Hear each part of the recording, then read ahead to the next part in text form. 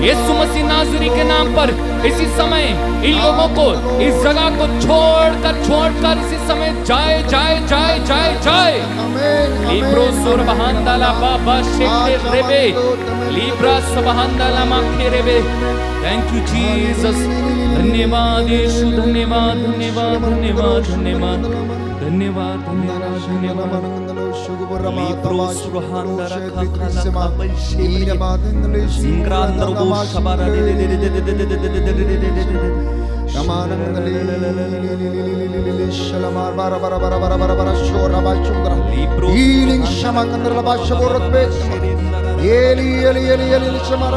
टूटे टूटे टूटे टूटे टूटे हर बंधन टूटे यीशु के नाम से। यीशु के पवित्र लहू के द्वारा इस जगह को अनॉइंट कर पिता। यीशु के पवित्र नाम पर इस जगह से हर बंधन खुलने पाए इसी समय इसी समय इसी समय इसी समय इसी समय इसी समय इसी समय होने पाए स्वतंत्रता यीशु के नाम पर, यीशु के नाम पर। Let there be mighty power, mighty anointing and mighty healings. लिब्रो सुरहांदारा खाशबे। धन्यवाद यीशु, धन्यवाद धन्यवाद धन्यवाद धन्यवाद धन्यवाद धन्यवाद। सामर्थ्यवान जीवित प्रभु की उपस्थिति हमारे बीच में है। पवित्र आत्मा अपने सानिध्य से हमें घेरे हुए है। स्वर्ग द्वार खुला हुआ है, आशीष बह रही है। अपने आप को प्रभु के चरणों में हाथों में दे देना, समर्पित कर देना। अपने बच्चों को, अपने भाई, अपनी बहन, अपने पति, अपनी पत्नी को समर्पित कर देना। प्यारे भाई, प्यारी बहन, अपने दफ्तरों को, जहाँ पर आप काम करते हैं, जिन रास्तों से आप गुजरते हैं, जिस गाड़ी की आप सवारी करते हैं, जिस व्यक्ति के साथ आप मिलते हैं, समर्पित करते जाना। इस वक्त धन्यवाद देते जाना, क्योंकि ये सुनहरा मौका आपको प्रभु ने दिया है, जो मेरे साथ इस वक्त ऑनलाइन और ऑफलाइन इस वेदी के सामने एकत्र होकर प्रार्थना कर रहे हैं। जुड़ जाना प्रभु से, जुड़ जाना प्रभु से, क्योंकि जुड़े रहने में ही आपकी भलाई है। जुड़े रहने में ही आपकी भलाई है। परमेश्वर से जुड़े रहने में ही आपकी भलाई है प्यारे भाई, प्यारी बहन, क्योंकि प्रभु ये कहता है, मुझसे अलग होकर तुम कुछ भी नहीं कर सकते। वो जीवन जल का झरना है, जीवन का स्रोत उसी से फूट निकलता है। ज्ञान और प्रज्ञा का वो भंडार है। ज्ञान और प्रज्ञा बच्चों को, युवक युवतियों को, बुजुर्गों को, सभी मनुष्यों को उसी से मिलती है प्यारे भाई, प्यारी बहन। इस वक्त ये सुंदर मौका है जबकि हम प्रभु की हजूरी में हैं। प्रभु से कहते जाना कि मैं तेरी आराधना करता हूं, तेरी स्तुति गाता हूं। दाऊद के जैसे 10 तारों वाला वाद्य यंत्र, तालियां बजा बजा कर प्रभु की स्तुति करते जाना प्यारे भाई, प्यारी बहन। ये सुंदर मौका है। कितने लोगों को ये मौका नहीं मिला कि वे प्रभु की हजूरी में आकर धन्यवाद कर सके। 10 कोढ़ी यीशु को रास्ते में मिले। यीशु ने कहा, जाओ और अपने आप को याजकों को दिखाओ और मूसा के द्वारा निर्धारित भेंट अर्पित करो। रास्ते में जाते जाते ही वह निरोग हो गए। उनमें से एक जो समारी था, धन्यवाद देते हुए प्रभु के पास आया। प्रियजनों, आज कितने ही लोग हैं इस वक्त अपना काम करके लौटे हैं, शायद वे थक चुके हैं, उनके पास समय नहीं है प्रभु को धन्यवाद देने का। लेकिन प्रभु ने आपको प्रेरित किया है कि आप उसकी हजूरी में आएं, आप उसकी पाक हजूरी में बैठकर उसकी महिमा करें। प्यारे भाई, प्यारी बहन, ये सुंदर समय है। मुक्तिदाता प्रभु यीशु, चंगाई दाता आपके हमारे बीच में है। इस वेदी से ये अनुग्रह आपके परिवारों की ओर बहता चला जा रहा है। ये जल जहां जहां बह गया, वहां वहां उन्नति, शांति, चंगाई आती गई। एजेकियल नबी के ग्रंथ में हम देखते हैं कि प्रभु का वचन ये कहता है कि मैंने वेदी के दाएं पार्श्व से जल बहते हुए देखा, और ये जल जहां जहां पहुंचा उस जगह पर शांति, उन्नति, उद्धार और मुक्ति आ गई। प्यारे भाई, प्यारी बहन, मेरे साथ एक मन होकर, एक प्राण होकर इस वक्त प्रार्थना करना। प्रभु की आंखें जो सब कुछ देखती हैं, हम पर टिकी हुई हैं, वो हमें देख रहा है। मेरी और आपका उठना बैठना प्रभु के जैसा हो जाए, हमारे मनोभाव प्रभु के जैसे हो जाए। पवित्र आत्मा की अगुवाई मांगे इस वक्त, पूरे हृदय से, पूरे मन से हम प्रभु से कहें, आ पवित्र आत्मा, आ पवित्र आत्मा, आ पवित्र आत्मा, अपने वरदानों से मुझे भर। प्रज्ञा का वरदान, ज्ञान का वरदान, विश्वास का वरदान, भविष्यवाणियां करने का वरदान, वचन की व्याख्या करने का वरदान मुझे प्रदान कर। आ पवित्र आत्मा, जुम्बिश यहाँ तू कर। आ पवित्र आत्मा, जुम्बिश विश यहाँ तू कर। आ पवित्र आत्मा, जुम्बिश यहाँ तू कर। आ पवित्र आत्मा, जुम्बिश यहाँ तू कर।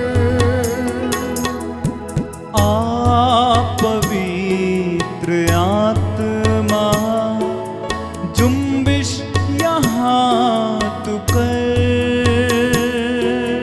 आ पवित्र आत्मा, पवित्र आत्मा जुम्बिश करे।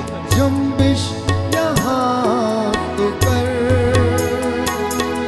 अंधेरों में, गहराओं में, जमीन वीरान पर। अंधेरों में, गहराओं में, जमीन वीरान पर। अंधेरों में, गहराओं में, जमीन वीरान पर। अंधेरों में, अंधेरों में, गहराओं में, जमीन वीरान पर। अपने हाथों को उठाएं और गाएं, आ पवित्र आत्मा, जुम्बिश यहाँ तू कर। आ पवित्र आत्मा, पुकारो दिल से, दिल से, जुम्बिश यहाँ तू कर। आ पवित्र आत्मा, आ पवित्र आत्मा, जुम्बिश यहाँ तू कर। अंधेरों में, अंधेरों में, गहराओं में, जमीन वीरान पर। अंधेरों में, गहराओं में, जमीन वीरान। उस पवित्र आत्मा के द्वारा हर बंधन टूटे। अंधेरों में, गहराओं में, जमीन वीरान। हर अंधकार उजाला बने।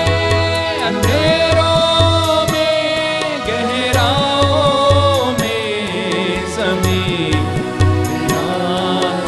हर सूखी हड्डी में जान आए। अंधेरों में, गहराओं में, जमीन वीरान। हर सूखी जान में जान आए। अंधेरों में, गहराओं में, जमीन वीरान पर।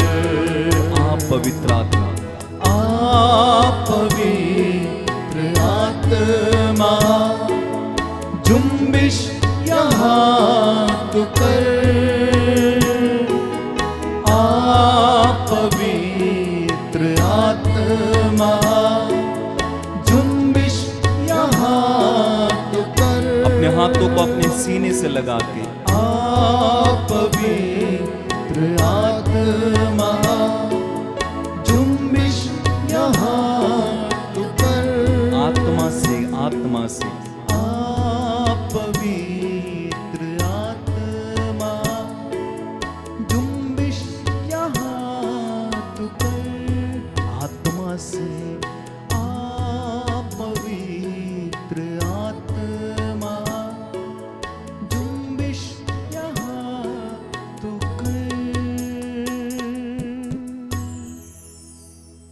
स्तोत्र संख्या 91। हम अपने अपने परिवार के लिए प्रार्थना करें कि प्रभु हमें दिव्य संरक्षण प्रदान करें। ये वचन हमारी प्रार्थनाएं बन जाएं।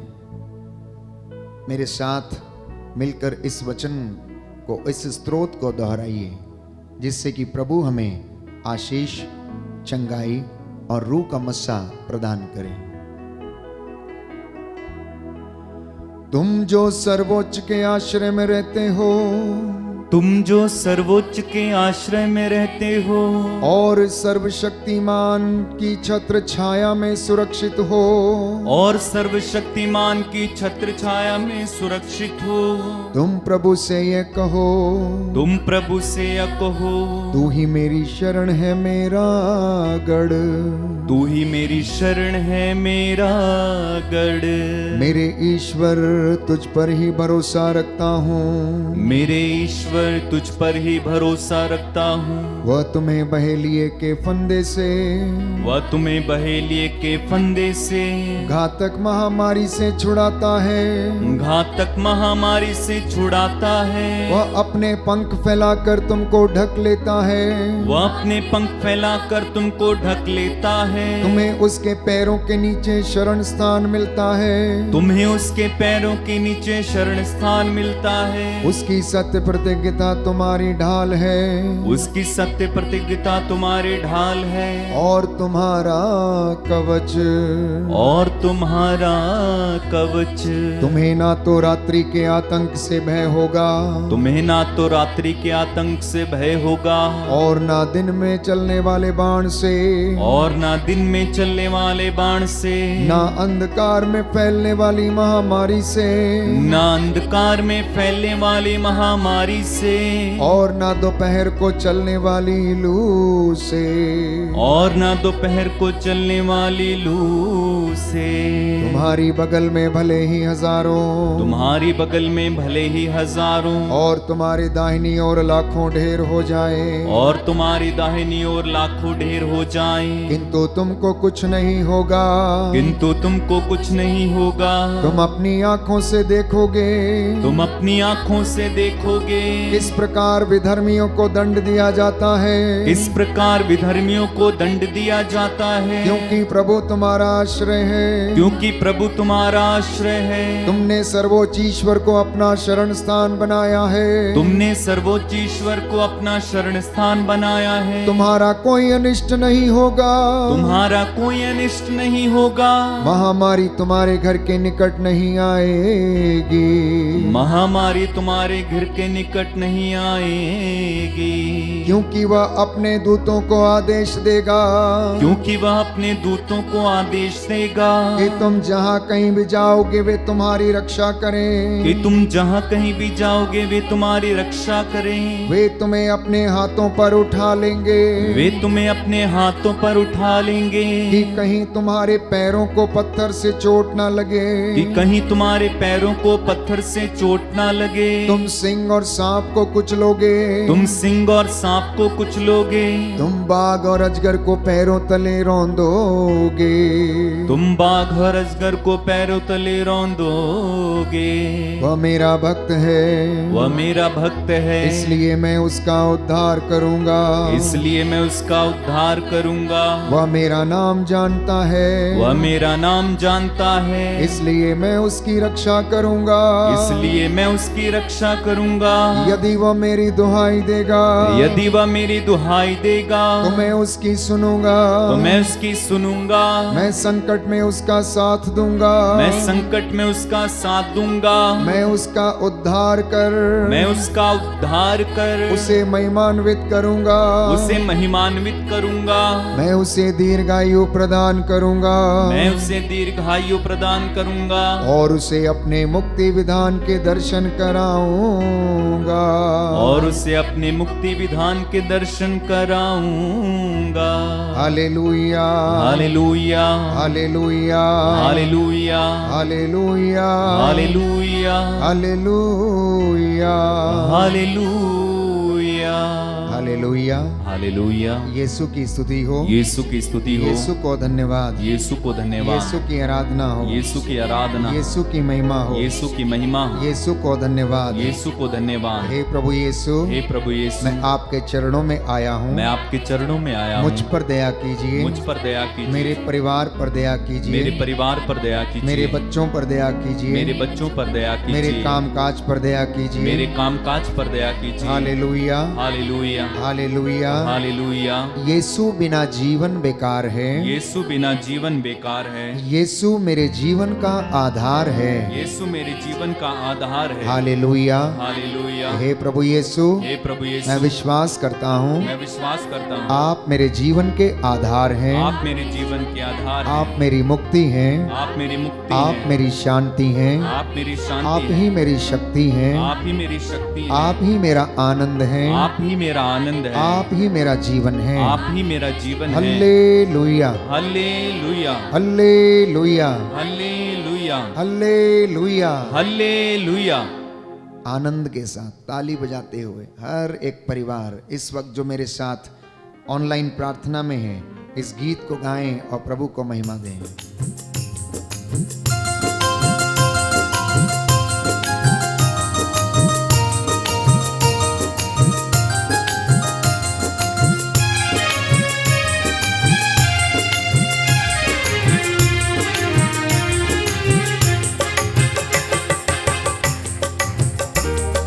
इसी बिना जीना बेकार है, वही मेरे जीवन का आधार है। आमीन। मसीह बिना जीना बेकार है, वही मेरे जीवन का आधार है। मसीह बिना जीना बेकार है, वही मेरे जीवन का आधार है।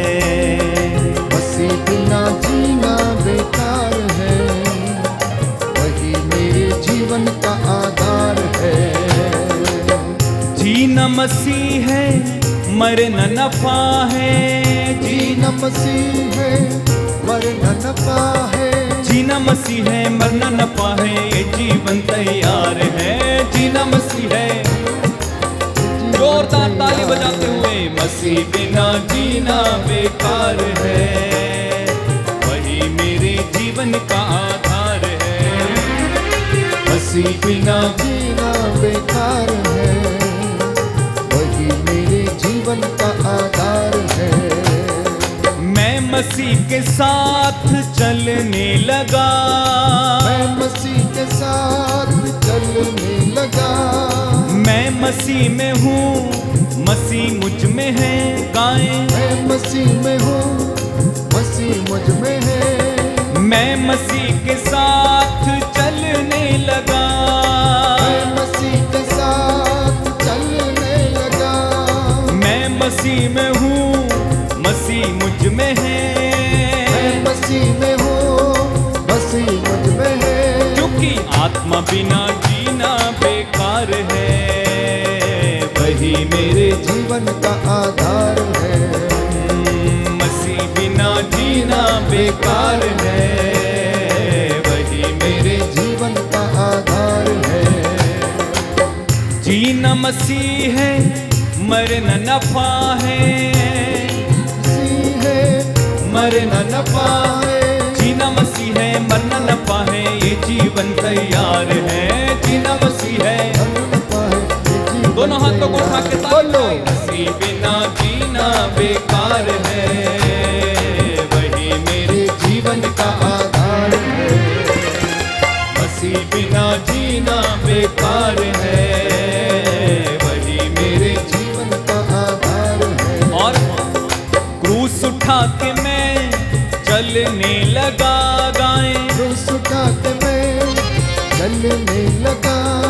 क्रूस उठा के मैं चलने लगा। क्रूस उठा के मैं आमीन। चलने लगा। मेरा खुदा यीशु मसीहा, मेरा खुदा यीशु मसीहा।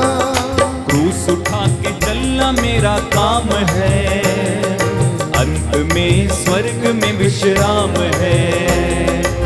क्रूस उठा के चलना मेरा काम है, अंत में ही स्वर्ग में विश्राम है।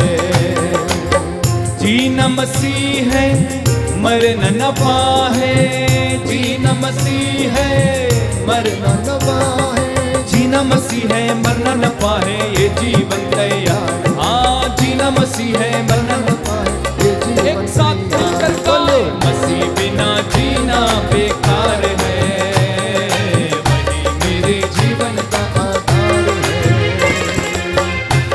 ना जीना बेकार है, वही मेरे जीवन का आधार है, वही मेरे जीवन का आधार है, वही मेरे जीवन का आधार है।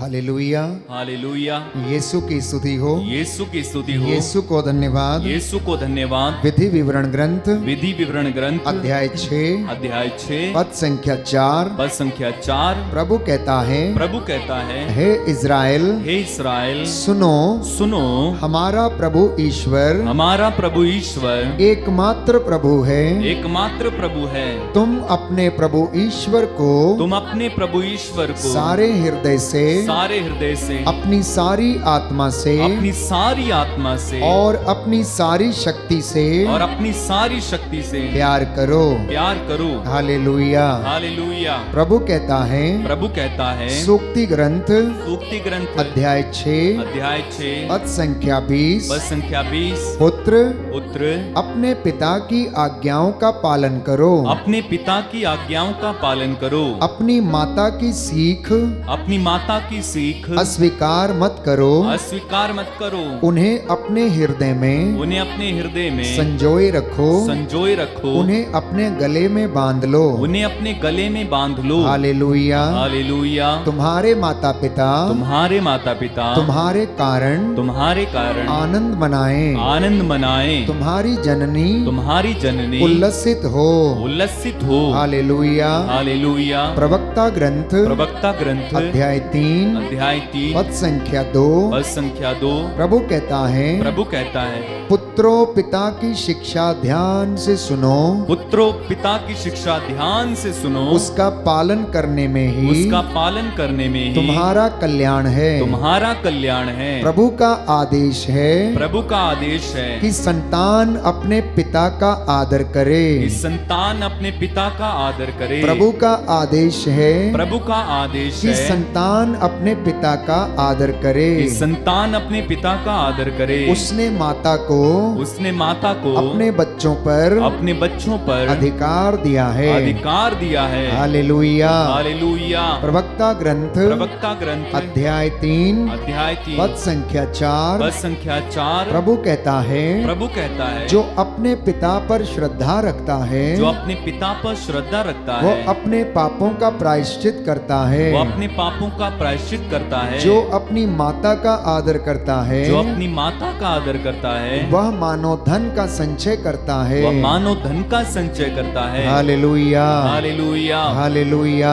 हालेलुया। हालेलुया। हालेलुया। हे प्रभु यीशु, हे प्रभु यीशु, आज के वचन मेरे उद्धार के लिए हैं, मेरे उद्धार के लिए, मेरी आशीषों के लिए हैं, मेरी आशीषों के लिए, मेरी मुक्ति के लिए हैं, मेरी मुक्ति के लिए, मेरे जीवन की सफलता के लिए मेरे हैं। जीवन की सफलता के लिए। Hallelujah. Hallelujah. Hallelujah. Hallelujah. Hallelujah. Hallelujah.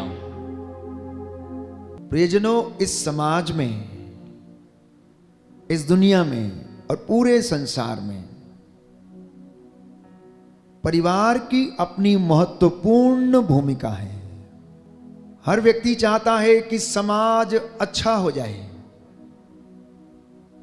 हर व्यक्ति चाहता है कि कलीसिया अच्छी हो जाए। हर व्यक्ति चाहता है कि हमारी दुनिया अच्छी हो जाए। लेकिन कभी आपने ये सोचा है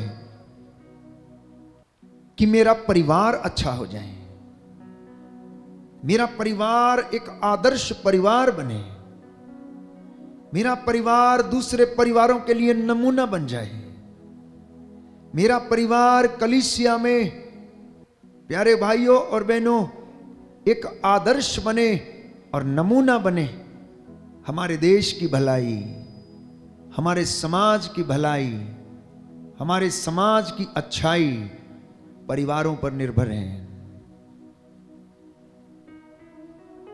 प्रियजनों, अगर परिवार अच्छा हो गया,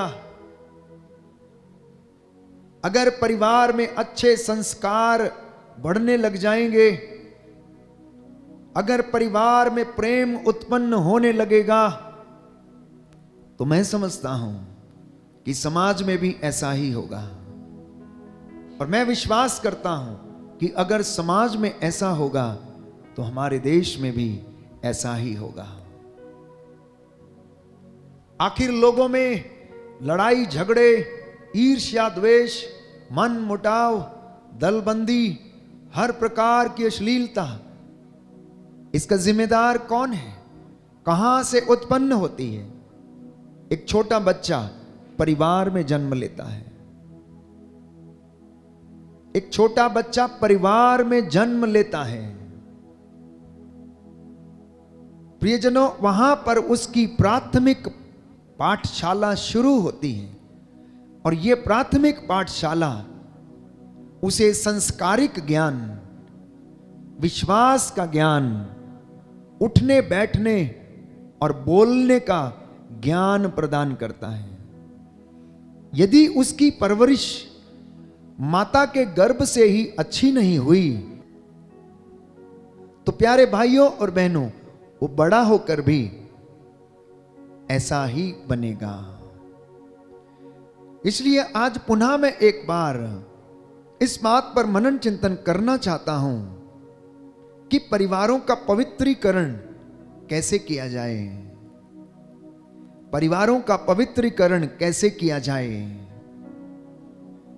हो सकता है कि आपको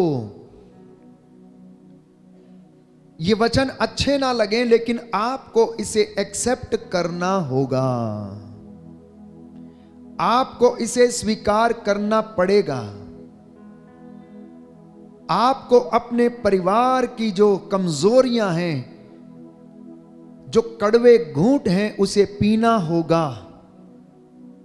जब तक आप उसे स्वीकार नहीं करेंगे, आप सुख, चैन और शांति की नींद नहीं ले सकते हैं। आज आप में से बहुत सारे परिवार हैं जो किसी न किसी रूप से अवश्य परेशान हैं। हो सकता है बच्चों से परेशान हो सकता है गलत रिश्तों की वजह से परेशान हो सकता है आर्थिक तंगियों से जूझ रहे हो सकता है किसी आंतरिक बेचैनी से या आंतरिक पाप से या अपने ही अपराध बोध के कारण परेशान हो सकता है दुख बीमारी की वजह से परेशान हो सकता है कि घरों में आपस में ही लड़ाई झगड़े हैं, कलेश है, प्रॉपर्टी को लेकर विवाद है, बपौती को लेकर विवाद है, वसीयत को लेकर विवाद है, मां की जो प्रॉपर्टी है जिससे 4 बेटे हिस्सा चाहते हैं, पिता की जो प्रॉपर्टी है उसे उसके जिंदा रहते समय ही बांटना चाहते हैं, और इन्हीं बातों को लेकर आपका घर क्लेश में पड़ा हुआ है। शांति नहीं है, चैन की नींद भी नहीं है, और रोटी खाते हैं तो प्यारे भाइयों और बहनों वो भी ढंग से पचती नहीं है। क्यों? क्योंकि परिवारों का सैंक्टिफिकेशन नहीं हुआ है, परिवारों का पवित्रीकरण नहीं हुआ है। और यदि नहीं हुआ है तो आज आप प्यारे भाइयों और बहनों इन वचनों को सुनकर आप अपने रास्ते बदल दीजिए। आज आप इन वचनों को सुनकर अपने रास्ते बदल दीजिए तो आपका जीवन भी बदल जाएगा। आप अपने सोचने विचारने के जो रास्ते हैं वो बदल दीजिए और आपका परिवार बदल जाएगा। आप अपने परिवार में उन बातों को शामिल करें जो कि परमेश्वर की ओर से आती हैं। परिवार टूटे हुए हैं, बिखरे हुए हैं। इस वक्त भी आपके परिवार में जितने लोग प्रार्थना में भाग ले रहे हैं, ऑनलाइन प्रार्थना में भाग ले रहे हैं, इनमें सब के सब प्यारे भाइयों और बहनों विश्वास करने में असमर्थ हैं। बहुत से लोगों की सोच होगी कि ये रोज आराधना करते हैं, इतनी प्रार्थना करते हैं, चिल्ला चिल्ला के, इसकी जरूरत क्या है? मैं अपने कमरे में प्रार्थना कर सकता हूं। छोटी प्रार्थना कर सकता हूं, इतनी लंबी प्रार्थना करने की आवश्यकता क्या है? प्रभु की हुजूरी में बैठना प्यारे भाइयों और बहनों आपके लिए आशीष का द्वार खोलेगा। प्रभु की हुजूरी में बैठना आपके लिए स्वर्ग का द्वार खोलेगा। प्रभु की हुजूरी में बैठना और मनन चिंतन करना, उसकी शिक्षा को ग्रहण करना आपके लिए उन्नति के दरवाजे खोल देगा और आपको उन्नति के शिखर पर ले जाएगा। बोले आमेन, हालेलुया, हालेलुया। यीशु की स्तुति हो, यीशु की स्तुति यीशु हो, को धन्यवाद, यीशु को धन्यवाद, यीशु की आराधना हो, यीशु की आराधना यीशु की हो, महिमा हो, यीशु की महिमा यीशु हो, को धन्यवाद, यीशु को धन्यवाद, हालेलुया, हालेलुया, हालेलुया। हालेलुया। आप में से कुछ लोग कहते होंगे कि इतनी लंबी प्रार्थनाएं करने का क्या फायदा है, इतने लंबे समय तक मंदिर में बैठने का क्या फायदा है? प्यारे भाइयों और बहनों, जिसको खजाना मिल जाता है, जिसको स्वाद लग जाता है, ये तो वही बता सकता है कि उसे क्या फायदा होता है और क्या फायदा नहीं होता है। आप 2 या 2.5 घंटे पिक्चर हॉल में बैठकर एक फिल्म देखकर आते हैं, उससे आपको क्या फायदा होता है? मैं आपसे पूछता हूं। आप 2 घंटे बैठकर अपनी पड़ोसन के साथ आप गप्पे लड़ाते हो, एक दूसरे की बुराई करते हो, आपको क्या फायदा होता है? मुझे बताइए। आप 2 घंटे महखाने में बिता देते हो, घर का मालिक अपने दोस्तों को बुलाकर 4 घंटे टेबल पे बैठता है और पार्टी करता है, उससे आपको क्या फायदा होता है? आप मुझे बताइए क्या फायदा होता है? और मैं आपको बताऊंगा कि आराधना में 2 घंटे बिताने से क्या फायदा होता है। आप जो एंटरटेनमेंट करते हैं, आप जो अपने मन को संतुष्ट करने की कोशिश करते हैं, संतुष्ट होते नहीं हैं। आप जब भी अपने घर में कोई ऐसी पार्टी, ऐसा कुछ करते हैं, ये एंटरटेनमेंट है, अपने मन को समझाने के लिए, थोड़ा सा अपने आप को आनंद देने के लिए। और वो आनंद आपका क्षणिक है, वो आपका आनंद टेम्पररी है। आप अपने मन को समझाने के लिए कि चलो बच्चों को बाहर ले चलते हैं, घुमाने के लिए ले चलते हैं, या यहां लेके जाएंगे, हनीमून पर चलते हैं, आज फिल्म दिखा लाते हैं तो इनका माइंड फ्रेश हो जाएगा। पत्नी बहुत दिन से घर में है, रोज वही चूल्हा चौका करती रहती है, तो क्या करना चाहिए? चलो पत्नी को क्या करते हैं, आज रेस्टोरेंट लेकर चलते हैं। रेस्टोरेंट में जाने के बाद होता क्या है? आपका ध्यान आपके बिजनेस कॉल पर, आपका ध्यान आपकी 8 इंच मोबाइल की स्क्रीन पर, आपका ध्यान टिकटॉक पर, बच्चे का ध्यान वीडियो गेम पर। क्या फायदा होता है आपको? क्या फायदा होता है आपको? 4 लोग अगर जाते हैं तो चारों के हाथ में वो स्टूपिड इडियट मोबाइल 8 इंच का, जो कुछ लोग प्रार्थना में भी बंद नहीं करते हैं, गिरजाघर में बैठने के बाद भी बंद नहीं करते हैं।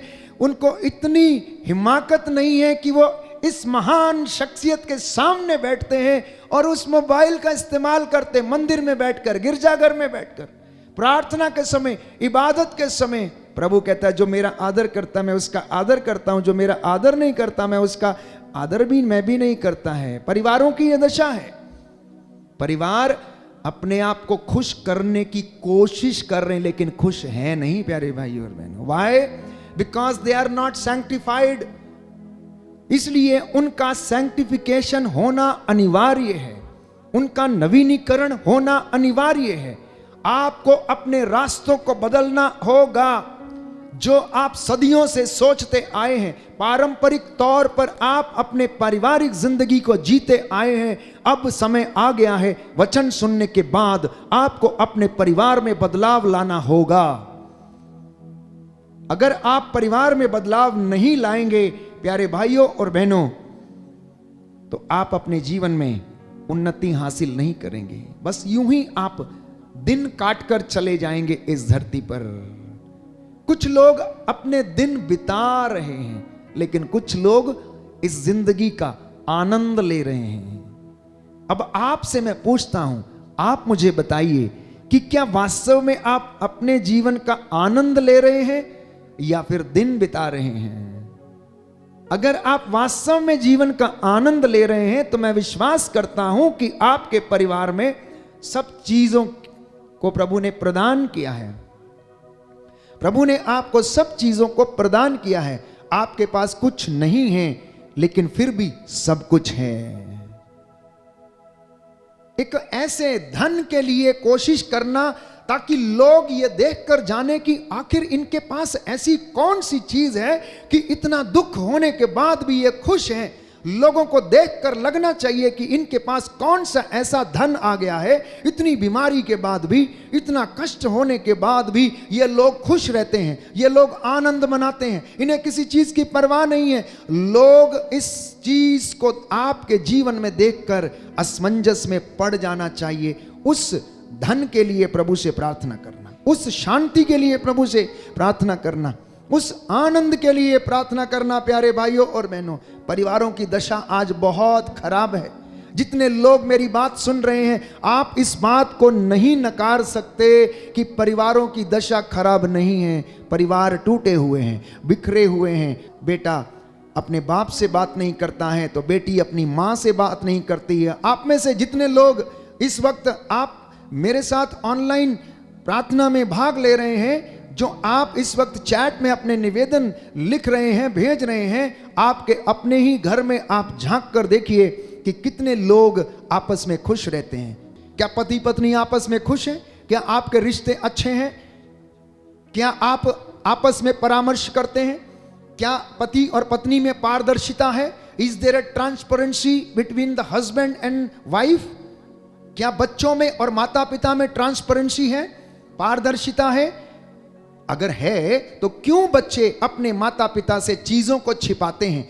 क्यों बच्चे अपने माता पिता से कुछ बातों को छिपा कर रखते हैं? अपने आप से पूछिए, इसका कारण कौन है?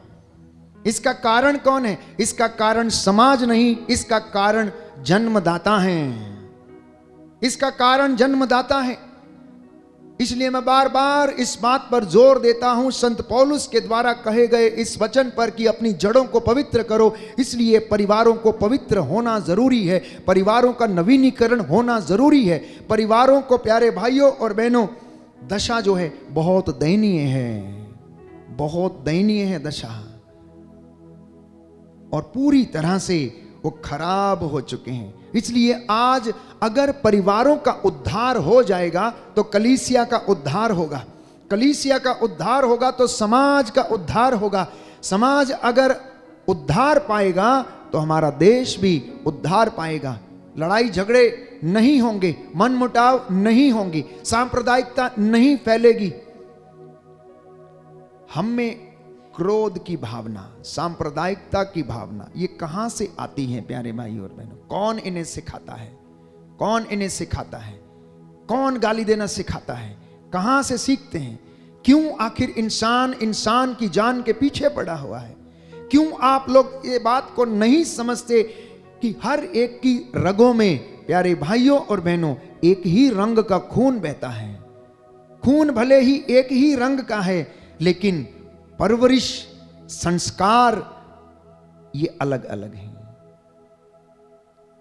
इसलिए आज मैं पुनः एक बार आपके साथ इस बात पर मनन चिंतन करना चाहता हूं कि इन टूटे और बिखरे हुए परिवारों को कैसे पवित्र किया जाए, कैसे इन परिवारों में प्यार पनपने लगे, कैसे इन परिवारों में माता पिता और बच्चों में आपस में सामंजस्य हो। मैं समझता हूं कि हम आधुनिक युग में हैं, जहां पर विज्ञान ने इतनी तरक्की की है, और यह तरक्की के लिए इंसान ऐसे दौड़ता चला जा रहा है कि उसे मालूम नहीं है, प्यारे भाइयों और बहनों, कि वो कहां जा रहा है। लेकिन इंसान भीड़ में खो ना जाए प्यारे भाइयों और बहनों, बस इस बात का ध्यान रखना, इस बात का ध्यान रखने की आवश्यकता है। इसलिए बाइबल, प्यारे भाइयों और बहनों, बार बार हमें बताती है। संत पौलुस इब्रानियों के पत्र अध्याय 13 पद संख्या 4 में लिखता है कि इस परिवार का जो एक मुख्य चीज है वो है विवाह, वो है विवाह। और विवाह संस्कार अगर पवित्र नहीं है, वैवाहिक रिश्ता यदि पवित्र नहीं है, वैवाहिक जीवन यदि पवित्र नहीं है, वैवाहिक जीवन यदि आदर्श आत्मक नहीं है, तो प्यारे भाइयों और बहनों, आप जान लीजिए कि आपका परिवार जल्दी ही नष्ट हो जाएगा, जल्दी ही टूट जाएगा। इसलिए संत पौलुस कहता है कि आप लोगों में विवाह सम्मानित हो और दाम्पत्य जीवन अदूषित हो। दाहिना हाथ उठाकर वचन दोहराएंगे विश्वास के साथ। प्रभु कहता है आप लोगों में विवाह सम्मानित हो, विवाह सम्मानित हो और दाम्पत्य जीवन अदूषित हो। Hallelujah, hallelujah, hallelujah, hallelujah. तो दो बातें संत पौलुस लिखता है कि आपका विवाह जो है सम्मानित हो, और दूसरी बात आपका दाम्पत्य जीवन, वैवाहिक जीवन अदूषित हो, जिसमें कोई कलंक ना हो, जिसमें कोई दाग ना हो, जिसमें कोई अपवित्रता ना हो। क्योंकि अगर यह पवित्र होगा तो इसका फल भी पवित्र होगा, लेकिन अगर यह पवित्र नहीं होगा, इसका रिश्ता पवित्र नहीं होगा, तो इसका फल भी पवित्र नहीं होगा।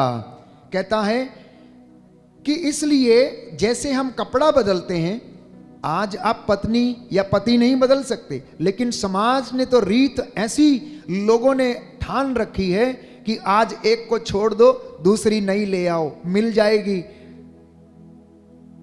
तालाक प्यारे भाइयों और बहनों अपने आस पड़ोस में देखिए कि किस कदर शिखर पर है, और इंसान ऐसे पत्नी बदलता है जैसे कोई नई गाड़ी खरीद के लेके आता हूं। बहुत सारे परिवार टूटे हुए हैं। तालाक एक बहुत आम चीज बन गई है। हम नहीं रहना चाहते तुम्हारे साथ, हमें तुम्हारे तौर तरीके पसंद नहीं है, तुम हमारी ख्वाहिशों का ध्यान नहीं रखते हो। आखिर ऐसा क्यों है?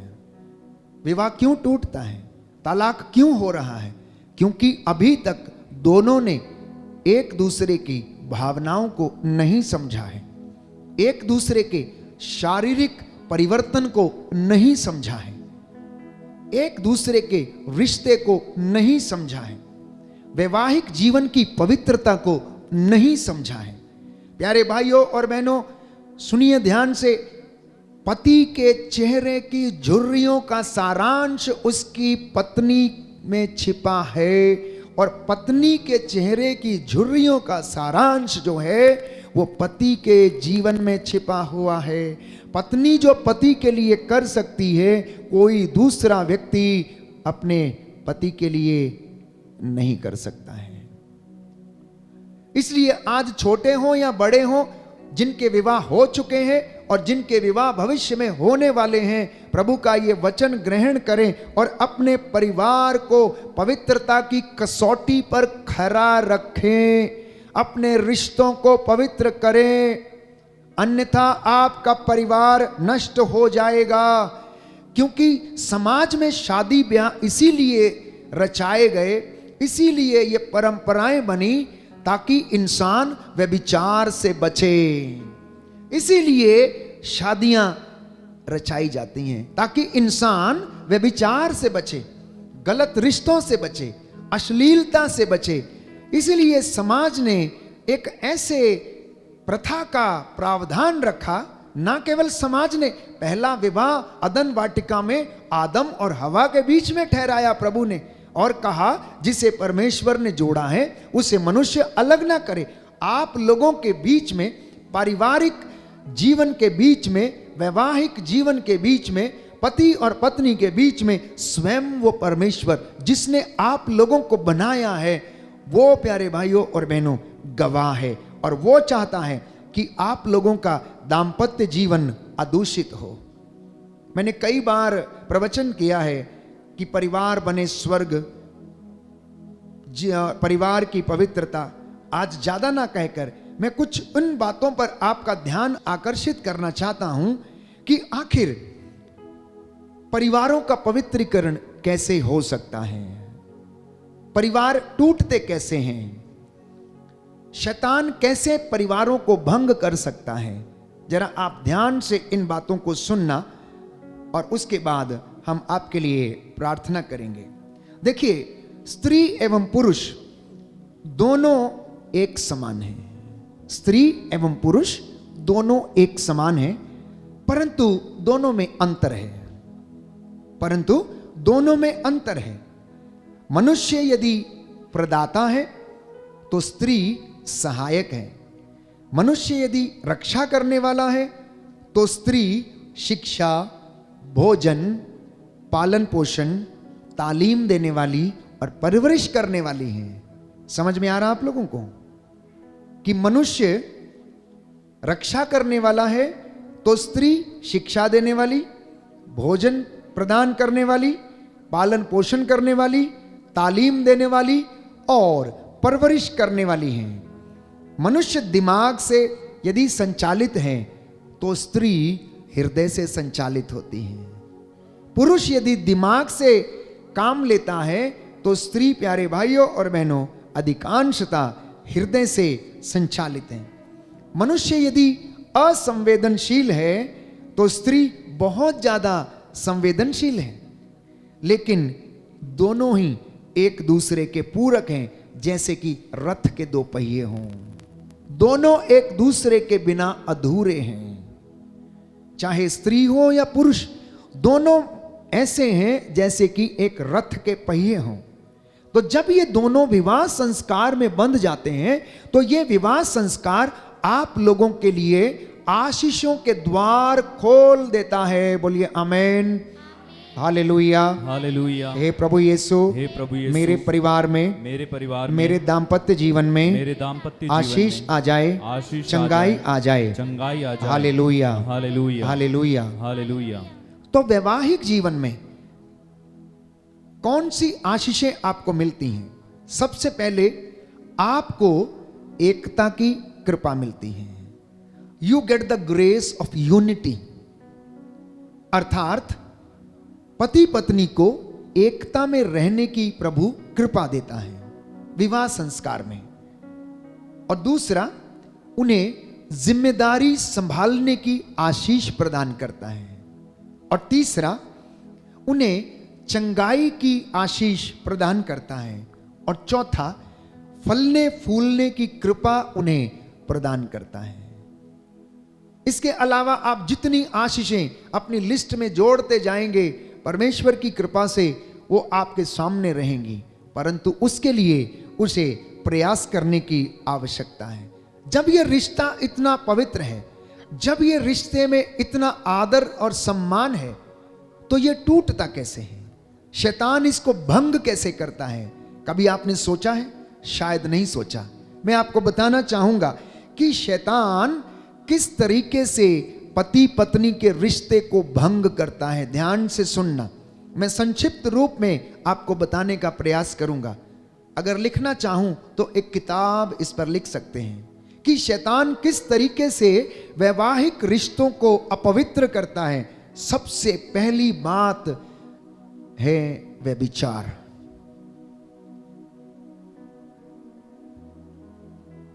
वैवाहिक जीवन को भंग करने का, तोड़ने का सबसे पहला काम जो है वो व्यभिचार के द्वारा होता है।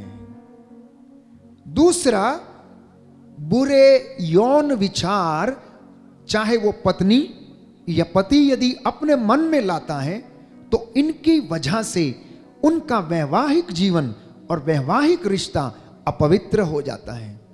और एक समय ऐसे आता है कि वो रिश्ता टूटने के कगार पर पहुंच जाता है और अंत में वो टूट ही जाता है। तीसरा कारण, किस तरह से शैतान इस विवाह को भंग करता है। बहुविवाह, बहुविवाह माने बहुत सारे विवाह। किसी किसी की एक एक पत्नी से उनको काम नहीं चलता, 2-3 पत्नियां चाहिए। एक गलत रिश्ते में एक इधर एक उधर और एक अपनी पत्नी। तो जब इस प्रकार के रिश्ते पनपने लगते हैं तो पारिवारिक रिश्ता, दाम्पत्य जीवन नष्ट होने लगता है। चौथा काम जो शैतान परिवारों को तोड़ने का करता है वो है कौटुंबिक व्यभिचार। और मैंने पिछले दिनों आपके लिए पढ़ा था, अब फिर से आपको याद दिलाता हूं। विधि विवरण ग्रंथ अध्याय 27 में पद संख्या 25 और उससे आगे हम पढ़ते हैं कि किस तरह से कौटुंबिक व्यभिचार हमारे परिवारों को तोड़ देते हैं और ऐसे व्यक्ति हमेशा हमेशा के लिए श्रापित रहते हैं। पांचवी बात, समलैंगिकता। समलैंगिकता की वजह से पारिवारिक रिश्ता टूट जाता है। और छठवीं बात है लालच, प्रलोभन और प्रसिद्धि। इन तमाम बातों के कारण शैतान आपके परिवार को और रिश्ते को तोड़ने की पूरी कोशिश करता है। हालेलुया। हे प्रभु यीशु, हे प्रभु यीशु, मैं अपने जीवन में अपने परिवार को पवित्र करने की पूरी कोशिश करूंगा। मुझे आशीष दीजिए जिससे कि मेरा परिवार आपकी कृपा से पवित्र हो जाए। हालेलुया। हर प्रकार के दूषण से बचा रहे। हालेलुया। हालेलुया। तो कुछ एक बातें जो पति पत्नी का ध्यान भंग कर सकती हैं, जिसकी वजह से इनका रिश्ता टूट सकता है, रिश्ता भंग हो सकता है, मैं उन्हें भी आपके सामने रखना चाहता हूं। और उनमें सबसे पहली बात है धन का मोह और आंखों की वासना। धन का मोह, आंखों की वासना। पति पत्नी धन कमाने के चक्कर में अपने बच्चों से क्या करते हैं प्यारे भाइयों और बहनों, अलग हो जाते हैं। वो उन पर ध्यान नहीं देते हैं। पति कब काम पर जाता है, कब लौट कर आता है। बच्चे जब सोए हुए होते हैं तो नौकरी पर चला जाता है, और जब रात को सो जाते हैं तो वो देर से आता है। उनका मिलन नहीं होता है। बहुत सारे ऐसे परिवार हैं जिन माता पिता ने अपने बच्चों को समय नहीं दिया, आज उनके बच्चों को समय कोई तीसरा व्यक्ति दे रहा है। और यही कारण है कि वो बच्चे भटक जाते हैं। यही कारण है कि वो बच्चे अन्यत्र कहीं पर शांति और खुशी और आनंद खोजते हैं। यही कारण है कि वो अपने जीवन में प्रलोभन में पड़कर भटक जाते हैं, क्योंकि बचपन में ही माता पिता ने अपने बच्चों को क्या नहीं दिया, समय नहीं दिया। हालेलुया। हालेलुया। हालेलुया। दाहिना हाथ उठाकर वचन दोहराएंगे। हे प्रभु यीशु, हे प्रभु यीशु, मैं अपने जीवन में आपके वचन को सुन सकूं। Hallelujah. Hallelujah. Hallelujah. Hallelujah. Hallelujah. Hallelujah. Hallelujah. Hallelujah. तो इसलिए बच्चों के लिए, युवक युवतियों के लिए प्रभु का वचन कहता है प्रवक्ता ग्रंथ अध्याय 3 पद संख्या 2 कि पुत्रों, पिता की शिक्षा ध्यान से सुनो, उसका पालन करने में तुम्हारा कल्याण है। प्रभु का आदेश है कि संतान अपने पिता का आदर करे। उसने अपनी माता को अपने बच्चों पर अधिकार दिया है। बच्चे लोग ध्यान से सुने, नवयुवक युवतियां ध्यान से सुनिए। प्रभु ये कह रहा है, पुत्रों और मेरी पुत्रियों, मेरी बात ध्यान से सुनो। पिता की शिक्षा का पालन करने में ही तुम्हारा कल्याण है। और माता पिता से ये कहा है कि माता पिता तुम्हारे कारण आनंद मनाएं और तुम्हारी जननी उल्लसित हो। एक मां को अपने बच्चे के कारण आनंद मनाना चाहिए। लेकिन कितने मां बाप हैं जो सचमुच में अपने बच्चों के कारण आनंद मना पाते हैं? कितनी बार ना जाने मां अपने बच्चे की बदकारियों को कवर करने की कोशिश करती है, क्योंकि समाज में उसे उठना बैठना है, समाज में उसे चलना फिरना है। कितनी बार माता पिता को दुख होता है जब वो अपने बच्चों की हरकतों के विषय में सुनते हैं।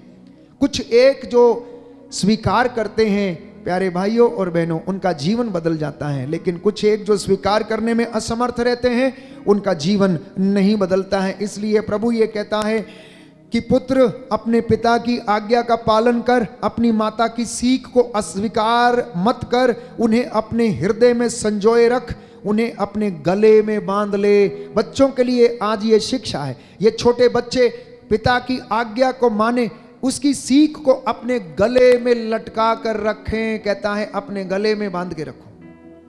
वफादारी और ईमानदारी कहता है कि अपने गले में बांध कर रखो,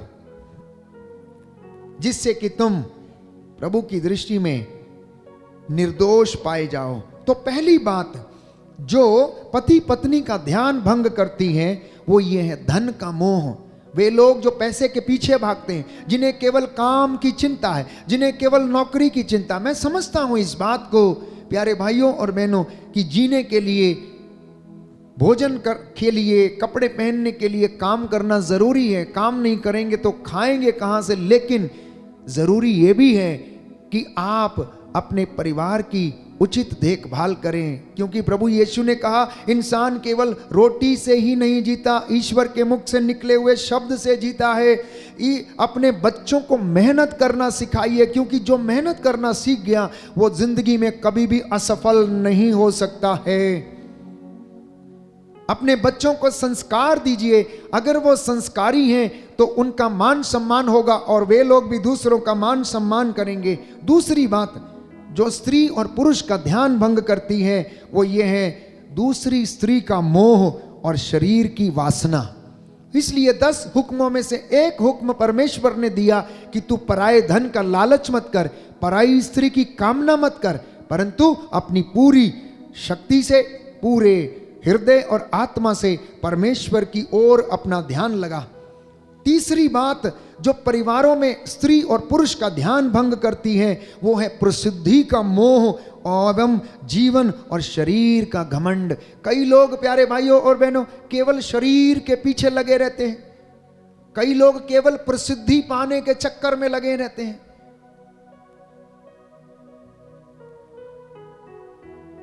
क्या ऐसे जीवन चल सकता है? प्यारे भाइयों और बहनों, शरीर आज सुंदर है, आज ये अच्छा है, कल ये मुरझा जाएगा, लेकिन आपका प्रेम, आपकी ईमानदारी, आपकी वफादारी, आपके संस्कार, आपकी सच्चाई, आपके अच्छे काम, आपके पुण्य के काम, ये सदा बने रहेंगे, ये सदा बने रहेंगे। इसलिए सावधान रहना, कहीं प्रसिद्धि के मोह के चक्कर में आप अपने परिवार को बर्बाद ना कर दें। इसलिए मैं परिवारों से जब बातचीत करता हूं, माता पिता से जब बातचीत करता हूं, तो मैं उनसे यही कहता हूं कि अपने परिवार में जंगली बीज पनपने मत दीजिए। अपने बच्चों को आप समय दीजिए, उनके साथ बातचीत कीजिए, उनके साथ रिश्ता बनाइए, उनके साथ मित्रता का व्यवहार कीजिए। आप उनकी बातों को सुने और उन्हें समझाएं। प्रभु का वचन कहता है जो पिता अपने पुत्र को प्यार करता है उसे वो प्रताड़ित करता है, ताड़ना देता है, ताड़ना देता है। और वचन कहता है कि अगर तुम्हारा पुत्र हो तो उसे अनुशासन में रखो, और अगर तुम्हारी पुत्री हो तो उसके साथ ढिलाई मत बरतो, उसके साथ ढिलाई मत बरतो, अन्यथा तुम्हें बुढ़ापे में उसका खामियाजा भुगतना पड़ेगा। इसलिए पति और पत्नी को एक दूसरे की अधीनता स्वीकार करने की आवश्यकता है। पति और पत्नी को एक दूसरे की अधीनता स्वीकार करने की आवश्यकता है, क्योंकि वैवाहिक जीवन एक बुलाहट है और ये बुलाहट एक पवित्र बुलाहट है। अगर पत्नी थोड़ी कमजोर है तो पति का फर्ज है कि पत्नी की सहायता करे, और पति थोड़ा कमजोर है तो पत्नी का काम है कि पति की सहायता करे, और दोनों प्यारे भाइयों और बहनों एक दूसरे का सहयोग करके एक अच्छा परिवार, एक अच्छा संसार बनाने की वो पूरी लगन में लगे रहे हैं। लेकिन इंसान तो अपने स्वार्थ में जीता है, इंसान तो अपने स्वार्थ में जीता है। कितने परिवारों में आज झगड़ा प्रॉपर्टी को लेकर है, कितने परिवारों में झगड़ा आज बहू और सास का है, कितने परिवारों में झगड़ा प्यारे भाइयों और बहनों अपने अहंकार की वजह से है, अपने अहंकार की वजह से है। इसलिए बुजुर्गों को चाहिए कि वो अपने बच्चों को अधिकार सौंपें, उन्हें इस लायक बनाएं कि वो जिम्मेदारियों को संभालने के योग्य बने। इसलिए बचपन से बच्चों को लाड प्यार अवश्य करें, लेकिन आप उन्हें शिक्षा अवश्य दें, उन्हें आत्मविश्वासी बनाएं, उन्हें कॉन्फिडेंस सिखाएं प्यारे भाइयों और बहनों, क्योंकि उन्हें समाज में एक ऐसे परिवार का संचालन करना है। आप तो चले जाएंगे, बुजुर्ग तो चले जाते हैं, लेकिन परिवार चलाना आपके पोते और पोतियों का काम होता है, आने वाली पीढ़ियों का काम है प्यारे भाइयों और बहनों। ये आने वाली पीढ़ियां आपको कहीं ये कहकर कोसते ना रहें कि हमारे पिता ने, हमारी माता ने, हमारे दादा ने, हमारी दादी ने हमें कुछ सिखाया नहीं, उन्होंने हमें ये किया था। लाड प्यार के साथ साथ प्यारे भाइयों और बहनों, छड़ी लगाना भी अनिवार्य है। तो कुछ एक सुझाव मैं आपके सामने रखना चाहता हूं कि परिवारों का पवित्रीकरण कैसे हो। परिवारों में सबसे पहले शिक्षा का होना अनिवार्य है। सबसे पहला शिक्षा का होना अनिवार्य है। शिक्षा कैसी? संस्कारिक शिक्षा, जिसमें सत्य क्या है उसे बताया जाए, आदर क्या है उसे समझाया जाए, बुजुर्गों का सम्मान क्या है उसके विषय में उसे बताया जाए, कठिन परिश्रम क्या है उसके विषय में उसे बताया जाए, मेहनत क्या होती है उसे सिखाया जाए। क्योंकि आप जिंदगी भर उसके साथ नहीं रहेंगे, बच्चे को एक ना एक दिन अपने पैर पर खड़े होना है, इसलिए उसे मेहनत करना आना चाहिए। आज के छोटे छोटे बच्चे बीमार पड़े हुए हैं, ओबेसिटी से परेशान हैं, हृदय घात से परेशान हैं प्यारे भाइयों और बहनों। जंक फूड खा खाकर उनके शरीर जो हैं खोखले हो चुके हैं, जंक फूड खा खा के। आप उन्हें बचपन में ही दूध, दही, लस्सी जैसे प्रोडक्ट जो घर में इस्तेमाल किए जाते हैं उनका उन्हें सेवन कराएं ताकि उनकी हड्डियां मजबूत हों। आज बच्चे कई घरों में प्यारे भाइयों और बहनों भोजन से ज्यादा दवाइयां खाते हैं। बचपन से ही शुगर की बीमारी से पीड़ित है, बचपन से ही चश्मे लगे हुए हैं, बचपन से ही चलने में असमर्थ हैं। पुराने जीवन में भी हम देखते हैं कि हमारे माता पिता ने बड़ी कर्मठता के साथ, मेहनत के साथ अपने घरों को बसाया। एक मां जो कम से कम 8 से 10 बच्चों को जन्म दे सकती थी, आज वही मां प्यारे भाइयों और बहनों प्रसव पीड़ा सहन करने में असमर्थ है। इसलिए प्रसव की पीड़ा सहन ना करना पड़े, इसलिए वो जाकर बहुत आसान तरीके से प्रसव करने की कोशिश करती हैं। इसलिए सबसे पहली बात है शिक्षा। शिक्षा कैसी? मैंने कहा संस्कारिक शिक्षा। शिक्षा कैसी? विश्वास की शिक्षा, आध्यात्मिक शिक्षा, प्राथमिक मूल्यों की शिक्षा, जो जीवन की बुनियादी जरूरतें हैं उनकी शिक्षा माता पिता को अपने बच्चों को देने की आवश्यकता है। दूसरा, उन्हें विश्वास के प्रति जागृत करने की आवश्यकता है। उसे शास्त्रों का ज्ञान देने की आवश्यकता है, क्योंकि किताबी ज्ञान उसको पैसा कमाने का तरीका समझाएगा, लेकिन शास्त्रों का ज्ञान प्यारे भाइयों और बहनों उसे अपने जीवन में ईश्वर से जुड़ना सिखाएगा। और जो ईश्वर से जुड़ गया, समझ लेना वो तर गया, उसके जीवन में संतुष्टि रहेगी, उसके जीवन में अहंकार नहीं रहेगा, उसके जीवन में परेशानियां आएंगी भी तो प्यारे भाइयों और बहनों वो उन्हें सहन कर सकेगा। तीसरी बात, प्रार्थनामय जीवन। मसीहों के लिए, विश्वासियों के लिए घर में प्रार्थनामय जीवन का होना अनिवार्य है। ये प्रार्थना परिवार को एक सूत्र में पिरोकर रखती है। जैसे धर्म लोगों को एक सूत्र में बांध के रखता है, वैसे प्रार्थना प्यारे भाइयों और बहनों परिवार को एक सूत्र में बांध कर रखती है। और चौथी बात, जो बच्चे को प्रारंभिक जीवन में देना अनिवार्य है। प्रभु यीशु क्रिस्त को आप अपने परिवार का मुखिया और केंद्र बनाएं। धर्म शिक्षा को अपने परिवार का केंद्र बनाएं। यीशु मसीह का परिवार, माता मरियम, यूसुफ का परिवार प्यारे भाइयों और बहनों हमारे लिए एक आदर्श परिवार है। माता पिता परिवार में त्याग भरा जीवन जीने की कोशिश करें, अपने बच्चों के लिए त्याग करें। त्याग करना मतलब ऐसा नहीं आज आप गए हैं, शाम को कमा कर लाएं और आपने रोटी दे दी बच्चे को और उसके बाद आपने अपना काम किया और लेट गए। नहीं प्यारे भाइयों और बहनों, त्याग भरे जीवन का मतलब ये है कि आप अपने बच्चे के साथ समय बिताएं, अपने बच्चे की गतिविधियों को आप ध्यान में रखें। आपका बच्चा मोबाइल में क्या देखता है उस पर ध्यान दें। आपका बच्चा छुप कर मोबाइल में क्या सर्च करता है, क्या सर्फ करता है, उसे आप जानने, क्योंकि माता पिता को इसका अधिकार है।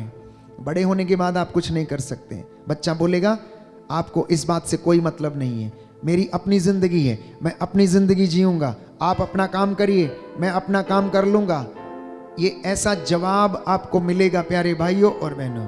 इसलिए मैंने कई मर्तबा कहा कि आज की माताएं जब अपने बच्चे को दूध पिलाती हैं, तो पहले जमाने में क्या मैं देखा करता था कि माँ जब बच्चे को दूध पिलाती थी तो बच्चा उसके मुंह को देखकर दूध पीता था, लेकिन आज बच्चा मोबाइल देखता है और माँ का दूध पीता है। बच्चा जब रोता है तो मम्मी कहती है, उसके हाथ में मोबाइल थमा देती है और बोलती है कि चुप हो जा, और वो चुप हो जाता है। बच्चा थोड़ी देर रोने लगता है तो मम्मी क्या करती है, काम करना चाहती है इसलिए मुंह में निप्पल डाल देगी और खुद जाकर अपना काम करेगी, या टीवी बैठकर देखेगी या अपना काम करेगी। आज तो आपने मुंह में निप्पल डाल दिया, बड़ा हो जाने के बाद आप क्या मुंह में डालोगे जो चुप रहे? वो आपको डंडा लेकर मारेगा, आपको घर से भगाएगा, आपको कहेगा ए बुढ़िया, ओ बुढ़े, निकलो यहां से, बहुत हो गया, अब हमसे नहीं होता, मैं अपनी पत्नी के साथ रहूंगा। प्यारे भाइयों और बहनों, ये हकीकत है, ये कड़वी सच्चाई है, क्योंकि बाइबल ये कहती है पुरुष अपने माता पिता को छोड़ेगा और अपनी पत्नी के साथ रहेगा। इसलिए माता पिता को अपने जीवन को संभालना अनिवार्य है, अपने जीवन को संभालना अनिवार्य है। और एक विशेष बात, जीवन में पति पत्नी के जीवन में संतुष्टि होना बहुत जरूरी है। संतुष्टि नहीं है तो परिवार टूट जाएगा, आपका वैवाहिक जीवन टूट जाएगा। The families and the couple which are not satisfied with each other, and if they are looking for something in somebody else, उनके जीवन में शांति कभी नहीं आएगी, वो कभी भी खुश नहीं रह सकते हैं। इसलिए प्रभु का वचन ये कहता है कि तुम अपनी युवावस्था में ब्याही गई पत्नी के साथ संतुष्ट रहो, दूसरे की लालसा मत करो, क्योंकि ये रिश्ते तोबित के ग्रंथ अध्याय 7 में हम पढ़ते हैं, बाइबल कहती है कि विवाह स्वर्ग में रचाए जाते हैं। तोबित का ग्रंथ अध्याय 7, विवाह कहां पर रचाए जाते हैं? स्वर्ग में रचाए जाते हैं। इसलिए प्रभु ने कहा जिसे ईश्वर ने जोड़ा उसे मनुष्य अलग ना करे, पति पत्नी एक दूसरे का आदर करें। प्रिय दंपतियों, आपकी असली शुरुआत जो है जिंदगी की, वो जानते हैं कब होती है? 50 साल के बाद, जब आप अपने बच्चों का विवाह वगैरह सब कुछ कर लेते हैं। आपकी असली जिंदगी की शुरुआत जो है 50 साल के बाद शुरू होती है, जब आप अकेलापन महसूस करने लगते हैं, जब आपके बच्चे, आपका बेटा अपनी बहू को लेकर, अपनी पत्नी को लेकर दूर चला जाता है और घर में बुजुर्ग मां रहने लगती है, उसको किसी का सहारा होता है, वो अकेलापन महसूस करने लगते हैं, अपने नाती पोतों को देखने के लिए तरसते हैं। आपकी असली जिंदगी की शुरुआत जो है, आप जब 50 के पार हो जाते हैं तब आपको समझ में आता है। इसलिए अपने परिवारों पर ध्यान दें, परिवारों से पहले अपने व्यक्तिगत रिश्तों पर ध्यान दें, वैवाहिक जीवन पे, दाम्पत्य जीवन के रिश्तों पर ध्यान दें, अपने परिवारों को नया बनाएं, पवित्र करें, शुद्ध करें, एक दूसरे को पवित्र करने वाला प्यार दिखाएं, वासना का प्यार नहीं। बहुत सारे लोग आज वासना के प्यार में फंसे हुए हैं। ये प्यार का रिश्ता बहुत ज्यादा, प्यारे भाइयों और बहनों, पवित्र है। अगर ये पवित्रता मेंटेन नहीं होती तो बहुत जल्दी परिवार टूटने लगते हैं। प्यारे भाइयों और बहनों, आइए हम प्रार्थना करें कि प्रभु हमारे परिवारों में आपकी आशीष आए, हमारा वैवाहिक जीवन, पारिवारिक जीवन तेरी कृपा से भर जाए और हमें अपने जीवन में शांति, चंगाई और सामर्थ्य प्रदान कर। आमीन।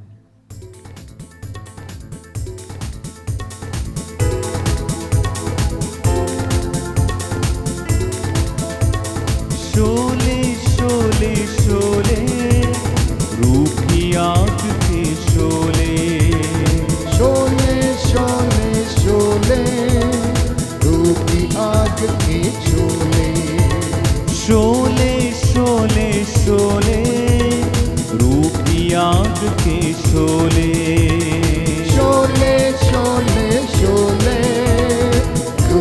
आग के शोले। भेज खुदावन जिंदा खुदावन, भेज खुदावन जिंदा खुदावन,